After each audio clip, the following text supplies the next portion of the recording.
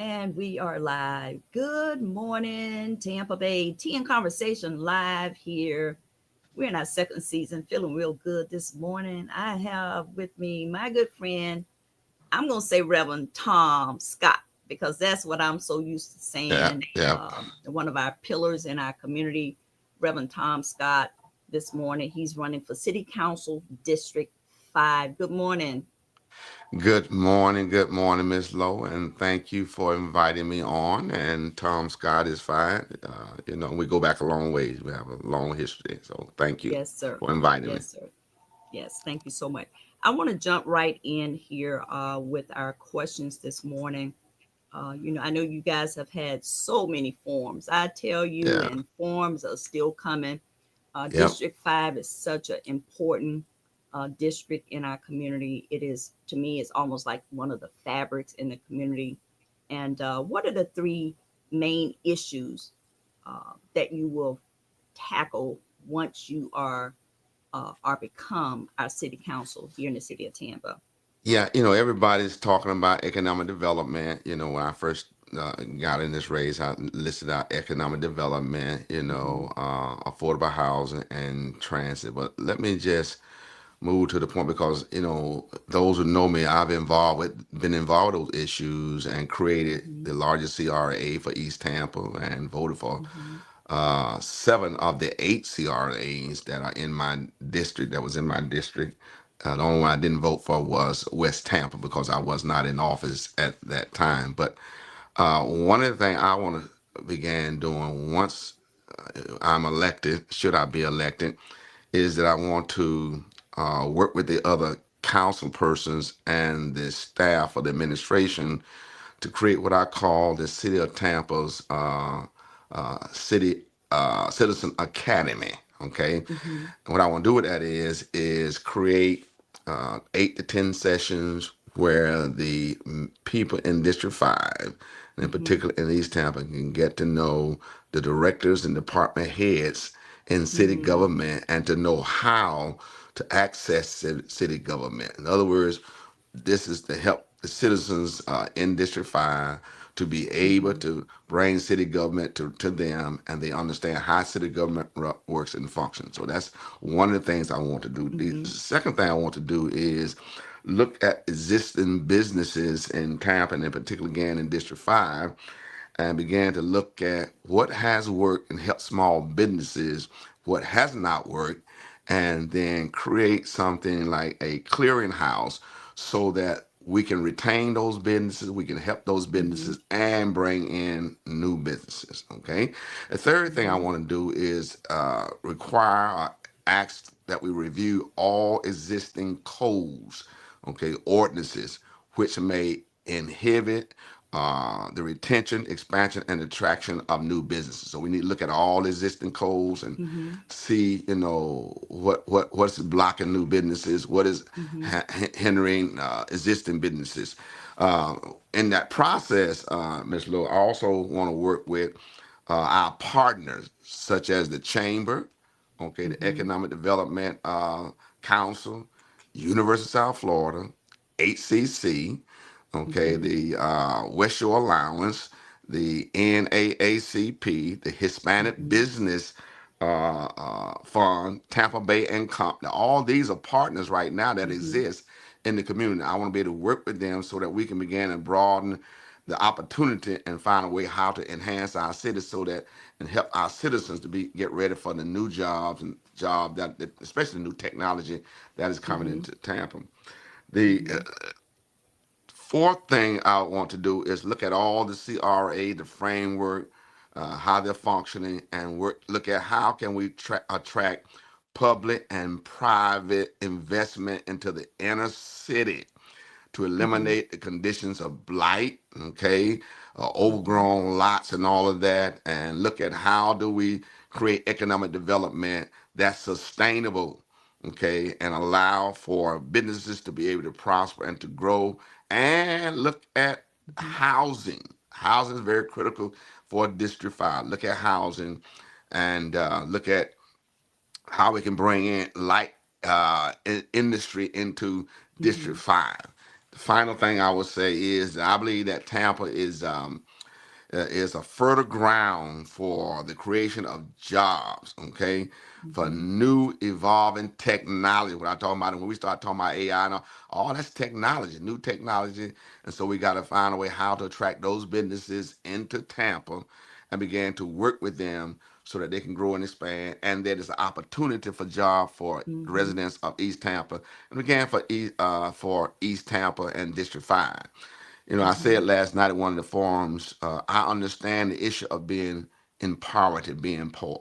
Okay, I understand that. Mhm. I grew up poor, you know. As I Mhm. said last night, my mama had 11 kids. And I know I'm doing a Mhm. lot of talking, but we had 11 kids in our household, and four of us slept in the same bed. Okay, two up Mhm. to the top, two down to the bottom, in a Mhm. 3 bedroom shotgun house. Now you remember the shotgun house? You know, you look through the front door, Absolutely. look all the way to the back door.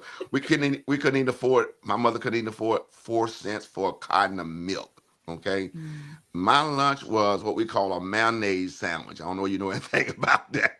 I That's where you do. have two pieces of bread and you put mayonnaise in the middle. Okay, I Mhm. understand poverty, and I came Mhm. through that period, and I've been blessed. I've been successful, and I want to help people understand that you can move beyond your current condition and your situation, lift yourself out of poverty, and become a successful citizen and enjoy a better quality of life. That's what I want to do for District 5. Mhm. Thank you so much. If you're just joining us, Tea and Conversation Live this morning, I'm on with Thomas Scott, candidate for City Council District 5. Let me ask, and I'm born and raised in East Tampa. I love East Tampa. What Yes, is the yes. plan to support um, affordable housing? And what does affordable housing look like? We throw that term around quite Right, right, often. right. And what does that look like to you? Okay. And Yeah. bringing affordable housing to the area. Right. Yeah. Well, again, when I had the vision for the CRA for East Tampa, okay, Hmm. um, and this going way back because at that time Mayor Dick Greco was in office, and so the idea at that time, the point was to create CRA action for Ybor City, downtown, Channelside, and Drew Park. East Tampa was not in that where East Mm. Tampa got in there, I put East Tampa. I had the vision for. I said, if anybody, and see, when you look at why CRAs are created, it's for blight, it's for communities that have deteriorated, communities that have not enjoyed developments and so forth. You know, and so when I had the vision for the CRA for East Tampa, I saw it as an opportunity to lift East Tampa, lift the quality of life for the citizens, to lift the opportunity for better housing and housing rehab. Now, affordable housing, you have to look at and see how it is defined by different people. In fact, I created the whole affordable housing task force when I was on the county commission and redid the whole county's ordinance for affordable housing. Okay, you have to look at there are some that look at 80% of AMI, average Hmm. medium income. All right. Hmm. Then there are those who look at 100% of AMI. Then Hmm. there are those who look at 140%. I was down on Channel Side. They're getting ready to build all these new units, and they even have up to 140% of AMI.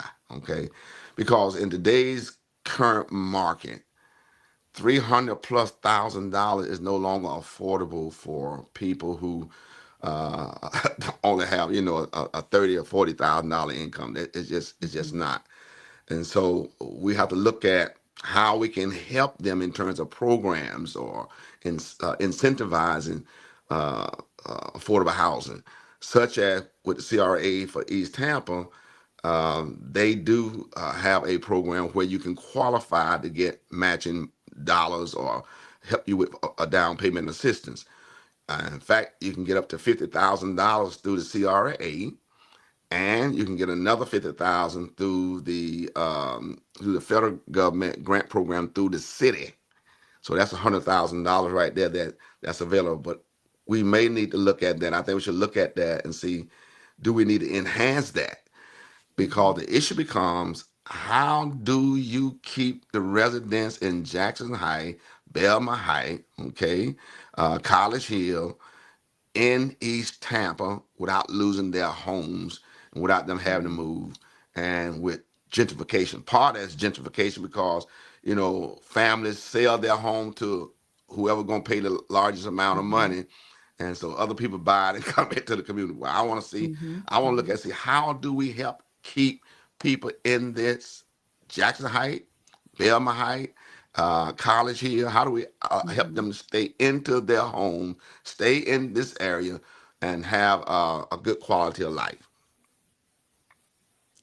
Mhm. Let me go back to you did mention the CRA.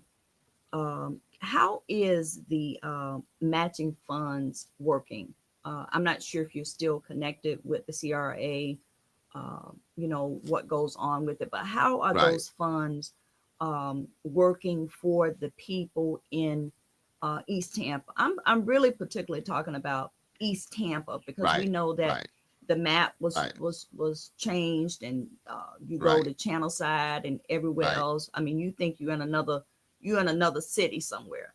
right, So how is right. it That's right. working? That's right. And the city matching the 50,000, because I would think if people are getting the 50,000, they're getting 50,000 from the city. That is something we need to let people know is Right, right, working right, right. and Well, that that you can get it. right. That's right. Hmm. Part of it is the education, educating the community about what is Hmm. available, educating them about incentives and programs that are there. That's a huge part of that. That's one thing I want Hmm. to do uh, with churches, to really get the people out, to educate churches, the members, about what's available. Um, uh, because especially a lot of our seniors don't know that they can get rehab done to their houses. Mm. One thing, I've been knocking on doors, um, and a lot of your supervisors are seniors. They're home, Yes. but the Hmm. conditions I see, like the roof, is decaying and things that look deplorable. I said, they don't know that they can get some type of assistance to help them, bring their Hmm. house up to standard and better quality of life. So that's one of the things I think is going to be very important. But the program, a lot of people don't know. I've been out of office 14 years. Okay, that's number one. Hmm. Some people think I've been in office all my life, but I've been out of office for 14 years. Hmm. When I created the CRA for East Tampa, um, I empowered the CAC, the Citizen Advisory Committee. They are the ones who determine where they wanted their money to go, whether they wanted to go Hmm. into affordable housing, infrastructure, parks, rehab, down payment assistance. And Hmm. whenever they made a recommendation to city council, by the way, city council acts as the community development agency. Under Florida Okay. statute, they become the community development agency. And so when I was there, pretty much 99.99% of their recommendation was voted and approved, because that was a recommendation coming from the CAC. Subsequent, that has changed since I've been gone and other city council person came on there. They took away that power, that authority, Mm. and took Hmm. it downtown now to the city council, who is also the CRA agency.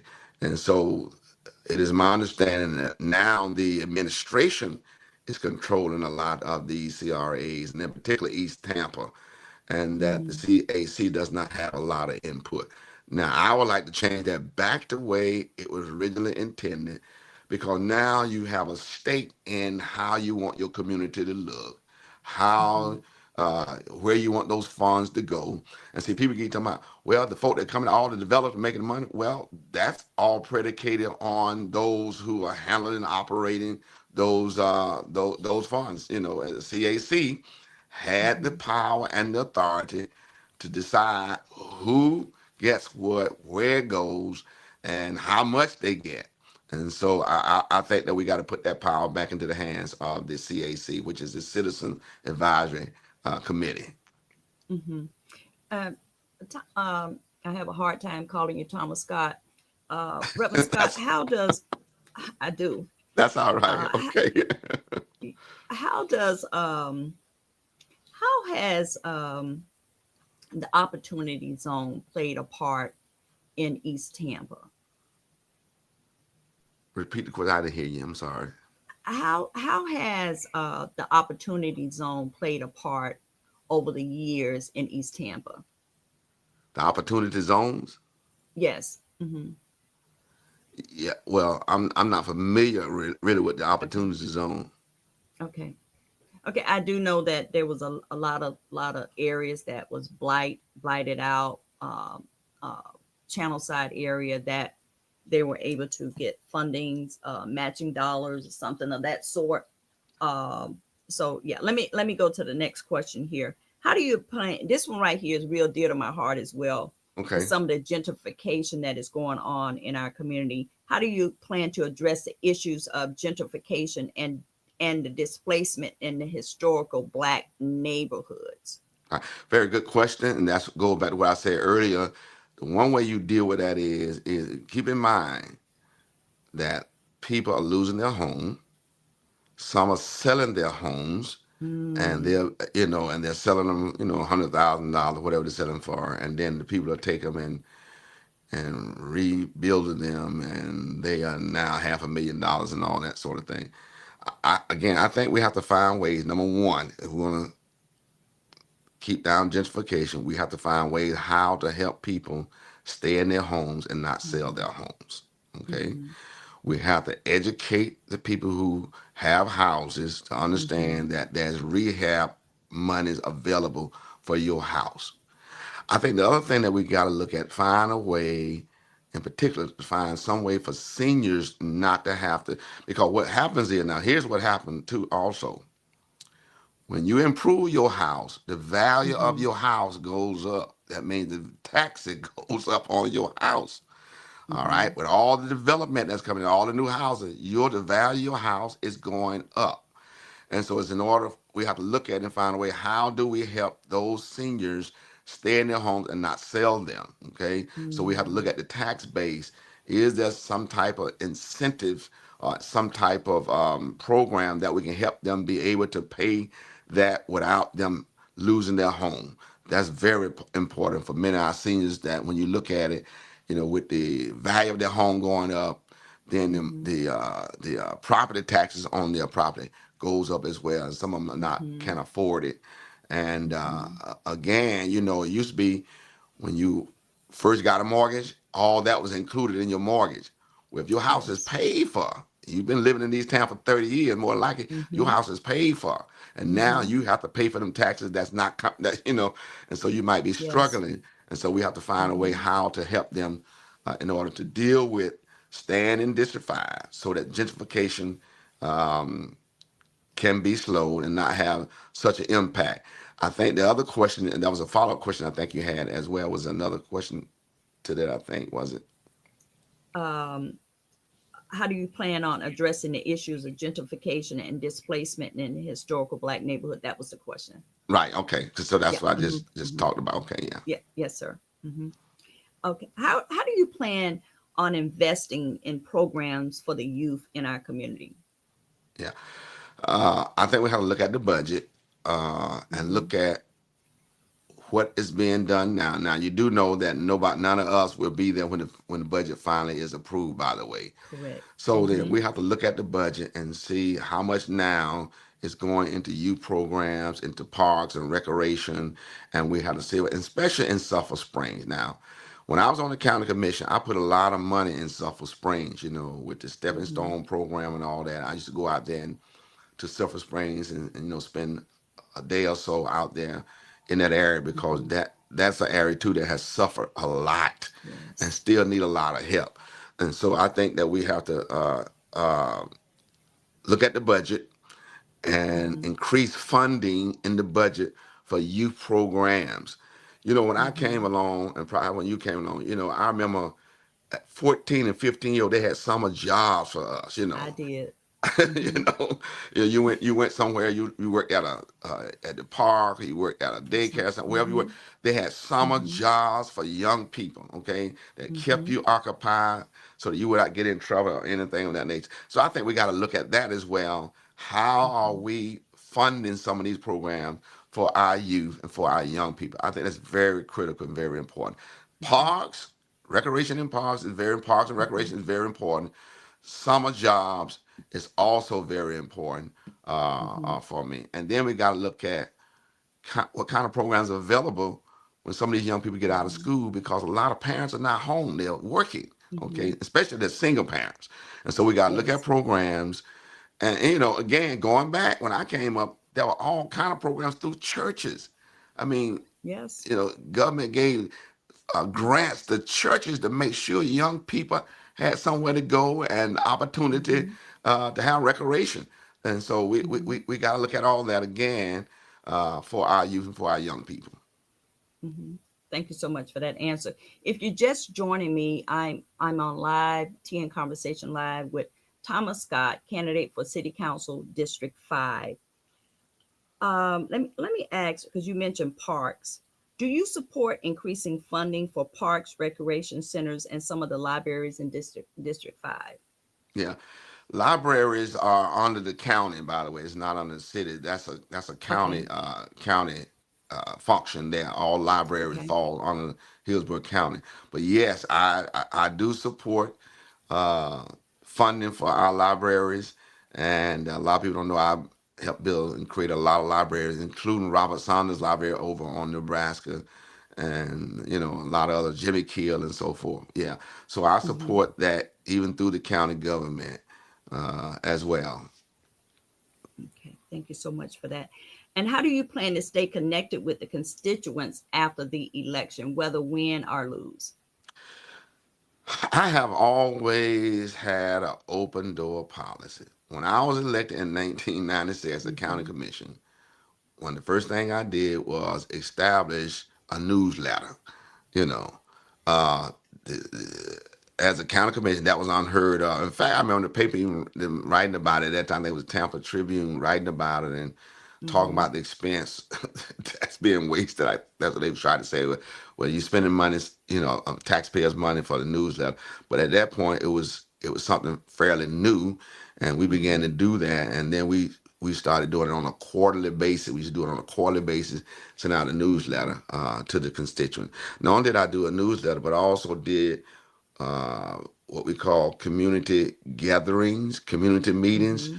I'll meet regular, on schedule, bi-monthly with different communities in District 3, okay, which was a Mm-hmm.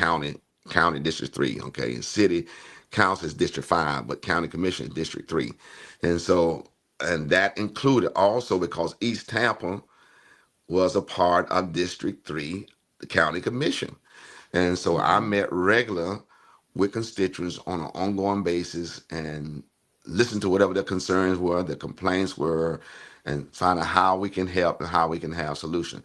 So there's newsletter, there's me. Oh yeah, by the way, we would meet also. I would bring the whole board out into the community as well, whole board of county commission to meet, Mm-hmm. which is something I want to do. We'll do with the city council, bring Mm-hmm. city government back to the community so that people can have access to all of the elected officials, not just District 5, but all of the Yes. elected officials, Mm-hmm. because you do know that three other at large represent District 5 as well. Okay, they're Yes. citywide. And so Mm-hmm. newsletters, text messaging, community forums or meetings. We'll do that, and we'll look at other whatever avenues for, in particular for seniors. I'm more concerned about seniors. How can we reach our seniors? And we probably do something during the day or go and attend where seniors are, because it's very Mm-hmm. important. Our seniors are very important to me, and I have a very love and affinity for our seniors. Mm-hmm. Thank you so much for that. Yeah. Do you plan to involve residents in major decisions that impact their neighborhoods? Yes. Yes. Mm-hmm. Again, I think that's where you allow the open door. for your citizens to be able to reach you and talk to you about Mm-hmm. whatever issue is on the agenda, okay, Mm-hmm. and about whatever issue that they may have. Also, this is where you get input from certain people. I think going back to the Citizen Academy, that is one of the ways that you allow also. When I mentioned earlier about the Academy having, Mm-hmm. 8 to 10 sessions where you introduce the citizen to city government. I think that's another way to Mm-hmm. utilize that so that citizens can have input into the decision making process by city council. And so that again is one of the things that I want to create and start so that citizens can have access, have input, and their voice is heard. Their Mm-hmm. voice is heard, and they're not told you don't count, you don't matter, you don't have a vote. Mm-hmm. Yes, you do have a vote. Yes. Okay, you have a vote because we voted for that person in that seat. And Mm-hmm. so I want people to always know that they're important. Okay, no citizen, no person should never be looked down on. No citizen, Mm-hmm. no person should be Yes. discounted, discarded. Okay, they are all Mm-hmm. valuable, they're important, and they have a right to be able to hear from their elected officials. Mm-hmm. Thank you so much. Yeah. Um, Last question. Why are you the right person at this time to represent District 5? Experience is so important in this race. Okay, there's only going to be about 16 months left, and God bless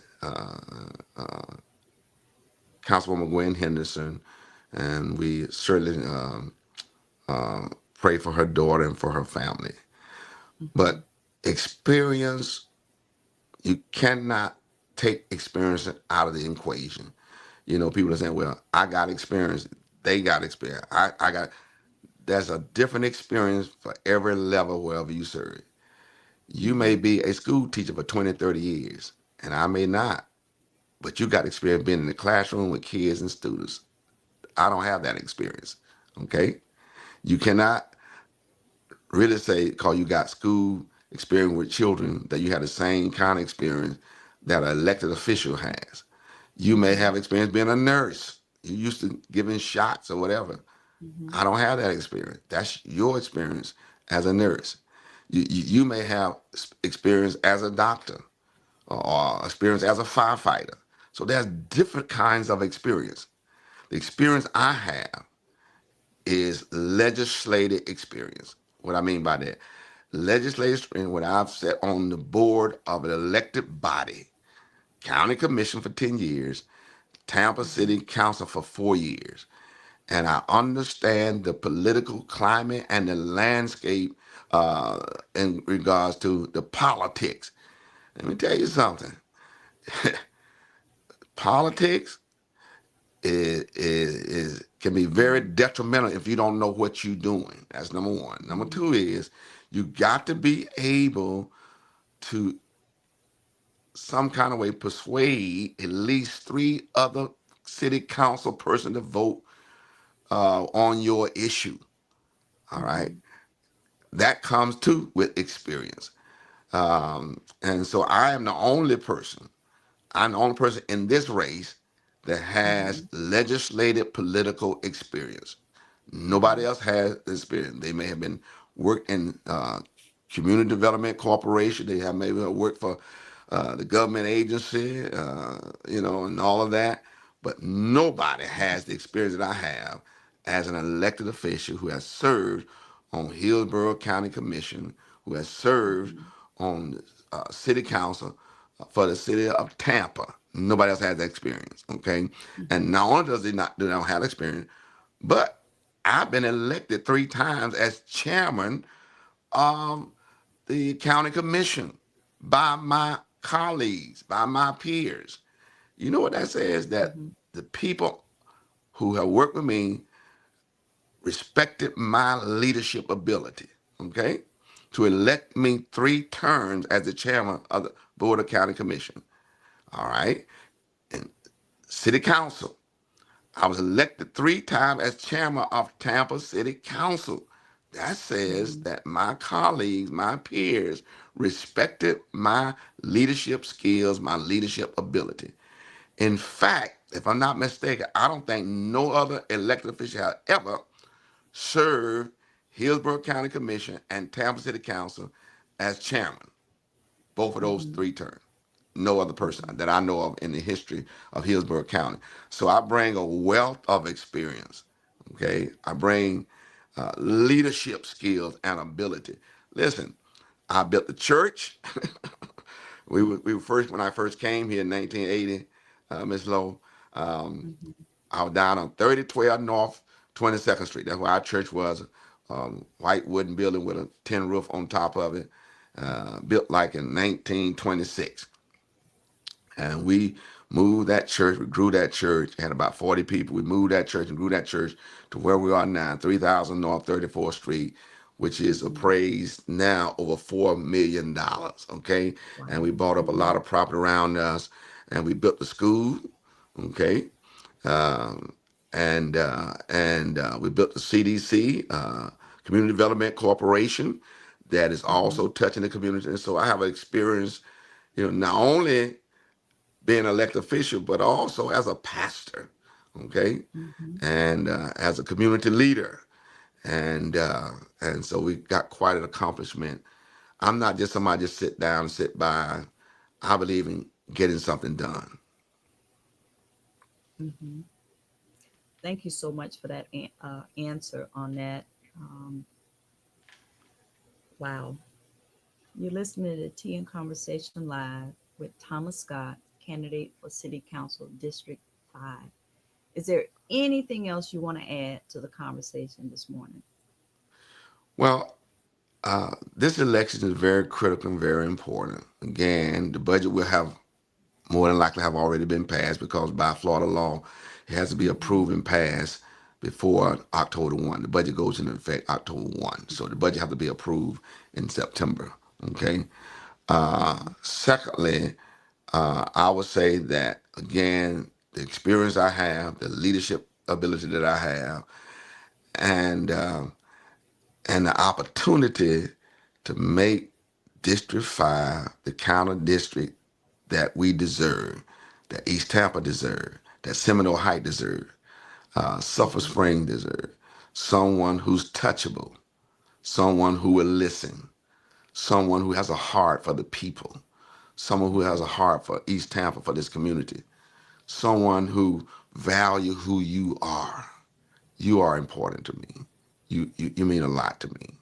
And I want to be able to represent the district that I once represented some years ago. In fact, that was through 2007 and 2011. And then, I ran for mayor in 2011.